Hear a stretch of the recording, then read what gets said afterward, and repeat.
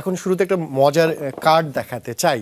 দর্শক, আপনারা জানেন যারা 18 বছরের বাংলাদেশের নাগরিক তারা চাইলে ভোট দিতে পারেন। যারা নাগরিক হন, যারা ইনলিস্টেড হন, তারা ভোটার হতে পারেন। ভোটার হতে পারেন মানে আপনি কিন্তু নির্বাচনে অংশগ্রহণ করতে পারবেন, সেটাই আপনার অধিকার।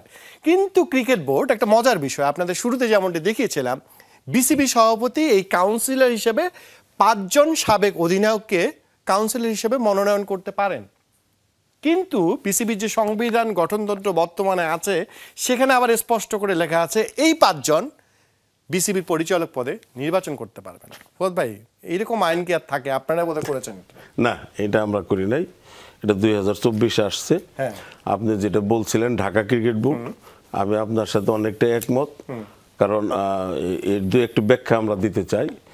ঢাকা সিসিডিএম থেকে শুধু 12 জন পরিচালক নিয়েই তারা ক্ষান্ত হননি, তারা জেলাগুলিতেও ওই আপনার আমরা যেটা শর্ত দিয়েছিলাম যে জেলা থেকে কাউন্সিলর হবে সেই জেলায় তাকে অবশ্যই ওই জেলার সাধারণ পরিষদের সদস্য হইতে হবে কমপক্ষে, এবং জেলা ক্রীড়া সংস্থার মিটিংয়ে কে আসবে তার নাম চূড়ান্ত করে একটা সভাপতিই পাঠাক, সাধারণ সম্পাদকই পাঠাক, তারা নাম পাঠাবে।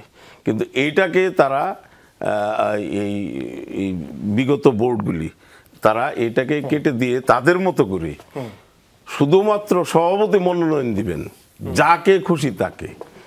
এর উদাহরণ আকরাম খান, এর উদাহরণ নাইমুর রহমান দুর্জয়, এর উদাহরণ আরো অনেকেই আছে। হ্যাঁ, কাজিয়া নাম, যারা জেলাতে কাজ করে না, বিভাগে কাজ করে না, তারা ওই শুধুমাত্র ঢাকা যে 12 জন রাখছে সেটা না, ওইখানেও গিয়ে তারা পাল্লা ভারী করেছেন।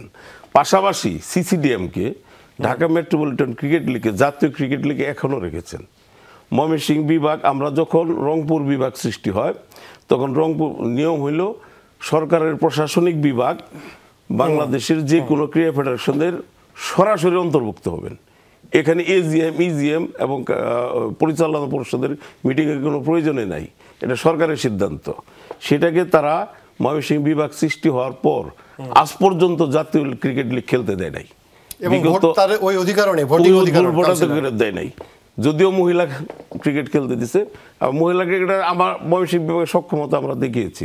গত লিগে গঠনতন্ত্র ময়মনসিংহকে বিভাগ হিসেবে অস্বীকার করে ময়মনসিংহ কিন্তু আবার মহিলা ক্রিকেট খেলতে দিয়েছে। মহিলা ক্রিকেটে কিন্তু ময়মনসিংহ বিভাগ চ্যাম্পিয়ন। আমরা আপনার পয়েন্টে আসবো। আমি শামীম ভাই এর সাথে একটু যোগ করি, খেলতে দেয় নাই সিসিডিএমকে সরানোর কারণে। সিসিডিএমকে তারা সরাবে না, ঢাকা মেট্রোপলিটনকে তারা সরাবে ন্যাশনাল লিগ থেকে। ন্যাশনাল লিগে তো ঢাকা মেট্রোপলিটন সিসিডিএম খেলার সুযোগ নাই আসলে। ন্যাশনাল লিগ সারা দেশের 8টা বিভাগ আছে, তাহলে সিসিডিএমকে বাদ দিয়ে ময়মনসিংহ বিভাগ অন্তর্ভুক্ত করার বহু চেষ্টা করার পরেও আমরা 21 বার পত্র দিয়েছি ময়মনসিংহ বিভাগ থেকে, কিন্তু আজ পর্যন্ত তারা সেটা